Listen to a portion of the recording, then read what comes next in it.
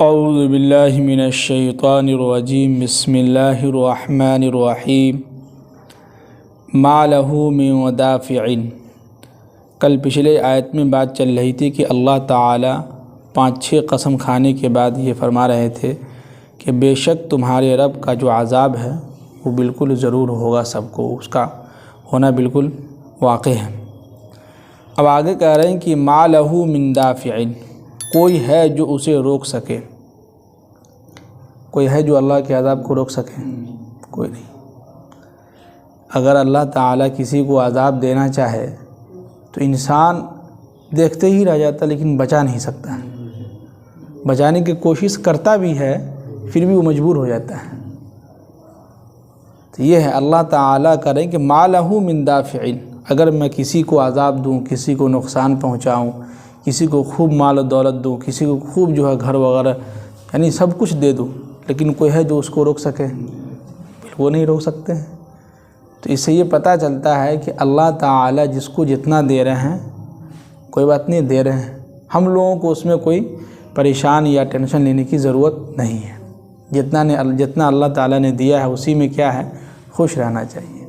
تو یہاں پر عذاب کے تعلق سے کہہ رہے ہیں کہ کل قیامت کے دن جب کسی کو عذاب ہوگا تو ما لہ من دافع، کوئی اس کو بچا نہیں سکتا ہے، کوئی اس کو روک نہیں سکتا ہے۔ جی اب آگے کہہ رہے ہیں کہ یوم تمور السماء مورا، اس دن آسمان لرزتا ہوا، تھر تھراتا ہوا لرز اٹھے گا۔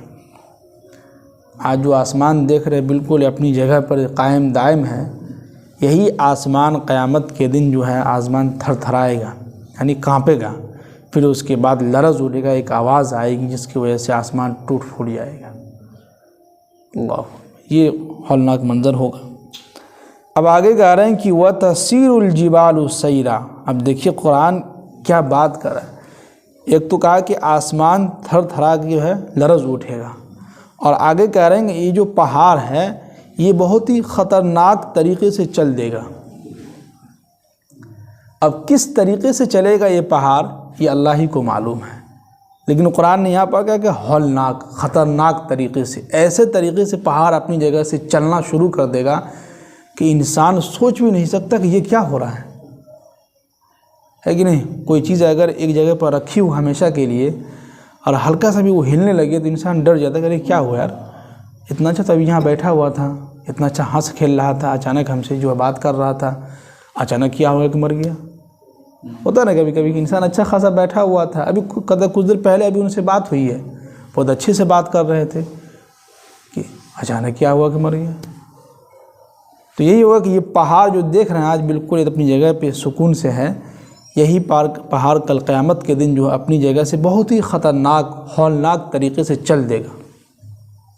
جی اب آگے کہہ رہے ہیں کہ فَوَيْلٌ يَوْمَئِذٍ لِّلْمُكَذِّبِينَ، ان لوگوں کے لیے بہت ہی خرابی اور بربادی ہے جو لوگ اس دن کو جھٹلاتے ہیں۔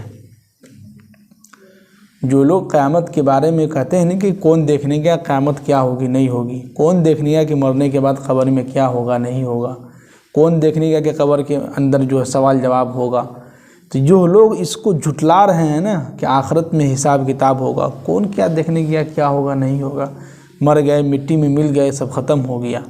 تو اللہ تعالیٰ کہہ رہے ہیں کہ ان لوگوں کے لیے بہت ہی خرابی ہے جو لوگ اس دن کے بارے میں دنیا کے اندر جھٹلایا کرتے تھے، جھوٹ کہتے تھے کہ یہ تو جھوٹ بات ہے۔ جی اب آگے کہہ رہے ہیں کہ الذین هم فی خوض یلعبون، جو دنیا کے اندر غفلت میں ڈوبے ہوئے کھیل مستی کر رہے تھے، کھیل رہے تھے، ہے نا؟ دنیا کے اندر انسان اتنا مست مگن ہو گیا ہے، اتنا غفلت بے پرواہ ہو گیا ہے کہ سمجھتا ہے کہ دنیا میں ہی سب کچھ ہے، کہ ہمارا پیسہ، ہمارا گھر، سب کچھ ہمارے ہی پاس آ جائے، لیکن کبھی خیال بھی نہیں آتا کہ ہمیں مرنا بھی ہے، کہ اتنے سارے پیسے جمع کر کے کیا فائدہ، کہ انسان اتنا خوب پیسہ جمع کر لے اور عالی شان گھر بنا لے، معلوم چلا کہ جس دن گھر کے اندر داخل ہونا ہے، گھر کیا بولتے ہیں، گھر نواس کے کیا، جب وہ گھر کے اندر داخل ہوتے ہیں کیا کرتے ہیں، گھر باس، کہ وہ گھر باس لینا ہے، معلوم چلا کہ اس سے پہلے انتقال ہوتا ہے کبھی کبھی انسان کے پاس۔ جیسے کتاب میں لکھا ہے کہ ایک شخص جو ہے بہت پیسے والا آدمی، اور انہوں نے سوچا کہ ایک مولانا خود اپنے واقعہ لکھے ہیں کتاب کے اندر کہ وہ ہم سے جو ہے رات ہی بات ہو رہی تھی کہ حضرت میں آپ سے ملنا چاہتا ہوں، ملاقات کرنا چاہتا ہوں، اور بہت پیسے والا آدمی، بہت مالدار آدمی، تجارت مین آدمی تھا، بزنس کرتا تھا۔ تو مولانا فرماتے کہ رات بات ہوئی تھی کہ صبح آپ سے ملاقات کریں گے، صبح آئیں گے۔ معلوم چلا کہ جب صبح ہوئی تو فون آیا کہ ان کا انتقال ہو گیا۔ پل بھر میں کیا سے کیا ہو، تو اتنا پیسہ جمع کر کے آدمی محنت کرے خود، اور ہمارے پیسے پہ کوئی اور مستی کرے، ہے کہ نہیں؟ اس لیے اللہ تعالیٰ نے، اللہ کے نبی نے کیا فرمایا؟ اللہ کے نبی صلی اللہ علیہ وسلم کے پاس جتنے بھی مال آتا تھا صبح سے لے کے شام تک، شام ہونے سے پہلے تقسیم کر دیتے، ختم، جاؤ۔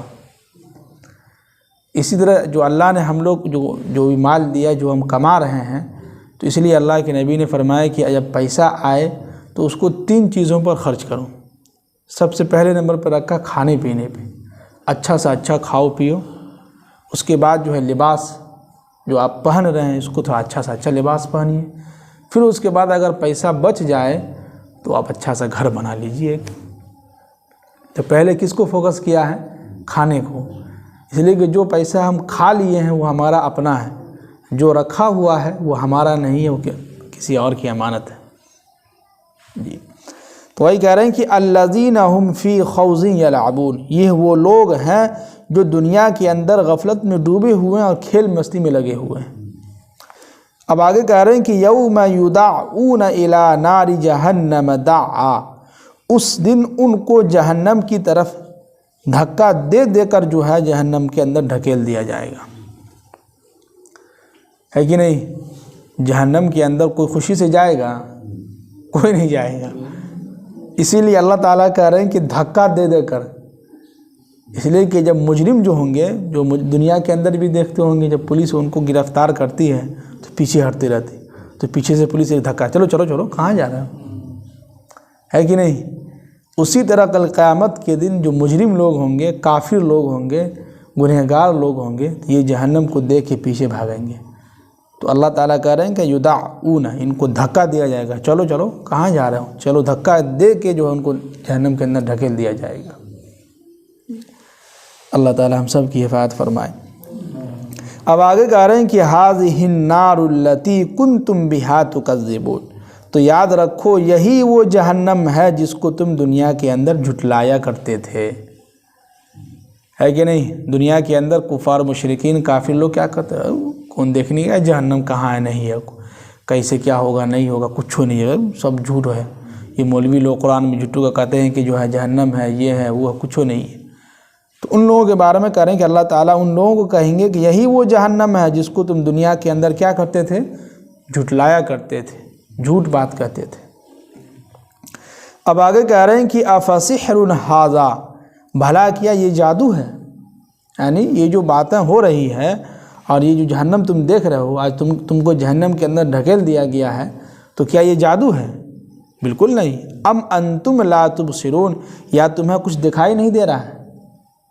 دیکھیں قرآن کیا کر رہا ہے، کیا یہ جادو کی باتیں ہیں، یا کیا یہ جادوگر ہے، یا تمہیں دکھلائی نہیں دے رہا ہے کہ نہیں؟ دنیا کے اندر ابھی ہمارا آپ کو جہنم نہیں دکھ رہا ہے، اس لیے کہ ابھی ہم لوگوں کی آنکھیں جو عارضی ہے، وقتی طور پر آنکھ کھلی ہوئی ہے، جو آخرت کی چیزیں جو اللہ تعالیٰ نے ہماری آنکھ سے چھپا دیا ہے، اس کو اوجھل کر دیا ہے۔ جیسے ہی یہ آنکھ بند ہوگی تو لوگ کیا کہیں گے؟ مر چکے ہیں۔ اب وہاں سے ہماری آنکھیں کھلیں گی، پھر وہاں سے ہمیں دکھے گا جہنم، جنت، دوزخ، قبر کے گڈھا، سوال جواب سب دکھے گا وہاں۔ تو ابھی جو آنکھ کھلی ہوئی ہے، یہ آنکھ جو ہے جہنم اور جنت کو دیکھنے کے قابل نہیں ہے، یہ آنکھ ابھی ہے نا۔ جسے آپ دیکھتے ہوں گے سورج کو اگر 1 منٹ بھی دیکھ لیں تو آنکھ کی روشنی کیا ہوتی ہے؟ ایسا لگتا ہے کچھ بھی نہیں دکھ رہا ہے، پورا دھندلا جاتا ہے۔ تو اسی طرح یہ آنکھ ابھی اس قابل نہیں ہوا کہ اللہ جہنم اور جنت کو ہم لوگ دیکھ لیں۔ اس لیے اللہ تعالیٰ نے کہا کہ جیسے ہی یہ آنکھ بند ہوگی ویسے ہی ہمیں سب کچھ نظر آ جائے گا جو قرآن نے کہا تھا۔ اس لیے قرآن جو کہہ رہا ہے ان کی باتوں کو کیا ہے؟ مان لیں، اور مان لینے میں ہی کیا ہے؟ بہتری ہے، مان لینے میں ہی فائدہ ہے۔ نہیں تو پھر آگے پتہ چلے گا کیا ہوگا۔ اب آگے کہہ رہے ہیں کہ اصلوہا، تو اللہ تعالیٰ کہہ رہے ہیں کہ جاؤ چپ چاپ اس جہنم کے اندر کیا ہو جاؤ، داخل ہو جاؤ۔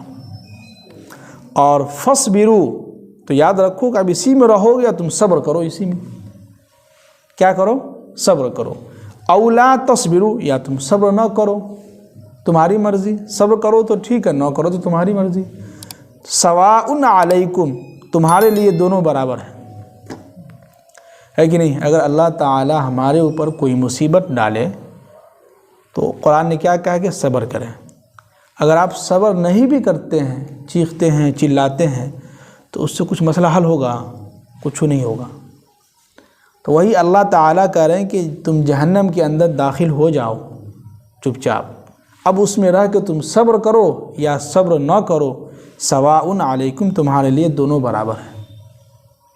تو اس سے یہ پتہ چلتا ہے کہ ہمیں ہر حال میں اللہ کا کیا کرنا چاہیے، شکر ادا کرنا چاہیے، اور کوئی بھی مصیبت، پریشانی یا کوئی تکلیف ہم کو پہنچے تو اس پر کیا کرنا چاہیے، صبر کرنا چاہیے۔ لوگوں کے سامنے چیخنا، چلانا، لوگوں سے شکایت کرنا، یہ اللہ تعالیٰ کو بہت غصہ آتا ہے۔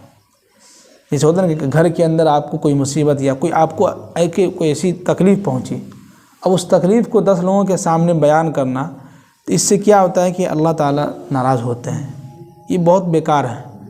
اس لیے اللہ کے نبی صلی اللہ علیہ وسلم اور قرآن بھی یہی کہتا ہے کہ جب بھی کوئی مصیبت پہنچے تو اللہ کے نبی کی عادت کیا تھی کہ فوراً 2 رکعت نماز ادا کرتے اور دعا میں اللہ سے مانگتے روتے۔ تو ہم اپنی شکایت کس سے کریں؟ اللہ سے کریں۔ لوگوں کے سامنے اگر کہیے گا نا تو لوگ آپ کو اس وقت رو رو کے سن لیں گے، جیسے ہی وہاں سے ہٹے گا تو وہاں جا کے بیان کرے گا، ہنس کہہ رہے اس کو تو بہت تکلیف پہنچی ہے، خوب رو رہا ہے، یہ کر رہا ہے، وہ کر رہا، پریشان ہے۔ بتائیے، یہاں آپ کے سامنے رو رو کے آپ کا بیان، آپ کے دکھڑا سن رہا تھا، اور جہاں وہاں سے آپ کے پاس سے ہٹا وہاں جا کے 10 لوگوں کے سامنے بیان کر رہا ہے، اس کو تو بہت کچھ ہو گیا، یہ ہو گیا، وہ ہو گیا، اچھا ہوا، ہو گیا۔ تو اس سے اچھا ہے کہ قرآن کہتا ہے کہ صبر کریں، کسی سے نہ کہیں، اللہ سے کیجیے۔ اللہ سے جب ہم شکایت کرتے ہیں نا تو اللہ تعالیٰ کو بہت خوشی ہوتی ہے، اور اس خوشی کی وجہ سے اللہ تعالیٰ ہمارے، دیکھیں کوئی بھی چیز ہمیشہ نہیں رہتی ہے، کوئی مصیبت، کوئی غم، پیسہ یا غریبی، کوئی چیز ہمیشہ نہیں رہتی ہے۔ جیسے ہم لوگ یہاں بیٹھے ہیں تو کیا پوری رات یہیں بیٹھے رہیں گے؟ گھر جائیں گے کہ نہیں؟ جیسے ابھی ٹھنڈی کا موسم، ہلکی سی ٹھنڈی ہے تو ہلکا سے جیکٹ پہن لیے، تو کیا ہمیشہ جیکٹ ہی پہنے رہیں گے؟ گرمی کا بھی موسم آئے گا۔ تو اسی طرح حالات بدلتے رہتے ہیں، تو اس سے اچھا ہے کہ ہم اللہ کے سامنے کیا کریں، روئیں، اللہ سے شکایت کریں کہ یا اللہ یہ مصیبت پہنچی ہے، ہم نالائق بندے ہیں، ہمارے پاس اتنی طاقت نہیں ہے، پیسے نہیں ہے، کہاں سے حل کریں؟ تو اللہ تعالیٰ کوئی نہ کوئی راستہ جو ہے نکال دیتا ہے۔ اسی پر ایک جماعت کا کارگزاری ہم کتاب میں مطالعہ کر رہے تھے، تو بہت اچھی بات دیکھیے کہ جماعت والوں کا اور جماعت میں نکلنے سے کیا فائدہ ہے۔ کہ ایک ساتھی جو ہے، کارگزاری ہم کتاب میں دیکھ رہے تھے، دلی مرکز کی کارگزاری ہے، تو ساتھی کہہ رہے تھے کہ حضرت جب میں گیا تھا تو میری طبیعت بہت خراب تھی اور میرے پیٹ میں پتھر جو ہے ہو گیا تھا، لیکن جماعت والوں نے ایسی تشکیل کی، میرا دل چاہا، ہم نکل گئے۔ اب کہہ رہے ہیں کہ اللہ کے راستے میں ہم نکل گئے۔ ایک مرتبہ ایسا ہوا کہ ہم کسی گاؤں دیہات میں جماعت ہماری گئی، جانے کے بعد جب ہم گشت کر رہے تھے تو ہمیں ایک درخت ایسا نظر آیا، چھوٹا سا پودا نہیں ہوتا کہیں کہیں پر جو نکل جاتا ہے، تو کہنے لگا کہ میں سوچنے لگا کہ یا اللہ یہ بھی ایک درخت ہے، تو نے ہر چیز کو جو ہے بغیر فائدے کی پیدا نہیں کیا ہے، ہر چیز میں کچھ نہ کچھ فائدہ ہے۔ میرے پیٹ میں یہ درد ہے، پتھری ہے، اگر تو چاہے تو اس پتے سے بھی تو شفا دے سکتا ہے۔ تو وہ آدمی کہتا ہے، کارگزاری میں کہہ رہا تھا کہ میں نے اس پتے کو اٹھایا، دھو کے مسجد میں آیا، اس کو دھویا اور صبح شام 2-3 مرتبہ کھایا۔ جب جماعت سے گئے گھر تو بعد میں الٹرا ساؤنڈ کرایا تو سب ختم۔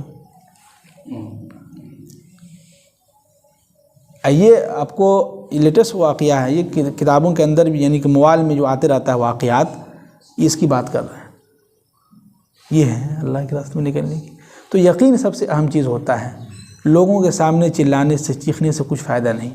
ہاں جو ڈاکٹر ہے ان کے سامنے تو بیان کرنا ہوگا، اب ایسا نہیں کہ ڈاکٹر کے پاس بولنا ہی نہیں ہے، نہیں، وہاں تو اجازت ہے، وہاں تو ہمیں بولنا ہوگا، سب کے سامنے نہیں بولنا ہوگا، رونا نہیں ہے، ہاں جو مین ڈاکٹر ان سے جا کے ملیے، اکیلے میں بات کیجئے کہ ہم کو یہ بیماری یہ ہے وہ ہے، تو وہاں تو آپ کو بولنا ہوگا، وہاں جائز ہے بولنا، لیکن عام لوگوں کے سامنے چیخنا، چلانا، رونا یہ اللہ کو پسند نہیں ہے، یہ سمجھیے کہ بالکل حرام ہے، اس سے ہم لوگوں کو بچنا چاہیے۔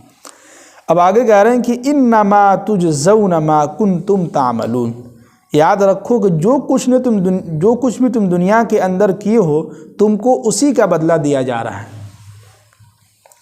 کیا ہے؟ جو کچھ یہ کافر لوگ، منکر لوگ، گنہگار لوگ جو دنیا کے اندر ہم اور آپ جو بھی کام کر رہے ہیں اسی کا بدلہ آخرت میں کیا کرے گا؟ ملے گا۔ اس لیے دنیا کے اندر کیا ہے؟ نیک اعمال خوب کریں، جتنا ہو سکے نیک اعمال کرتے رہیں، اللہ کے سامنے سر کو جھکاتے رہیں، اسی میں فائدہ ہے۔ چند دن کی زندگی ہے، 60-70 سال کے بعد جو ہے انسان کیا ہے؟ چل دیتا ہے، وہ بھی کوئی ضروری نہیں ہے کہ 60-70 سال ہی زندہ رہے، وہ تو انسان کبھی بھی چلا جاتا ہے۔ اللہ تعالی ہم سب کو عمل کرنے کی توفیق نصیب فرمائے، آمین۔ سبحان اللہ بحمدہ، سبحانک اللہم وبحمدک، ونشہد ان لا الہ الا انت، ونستغفرک۔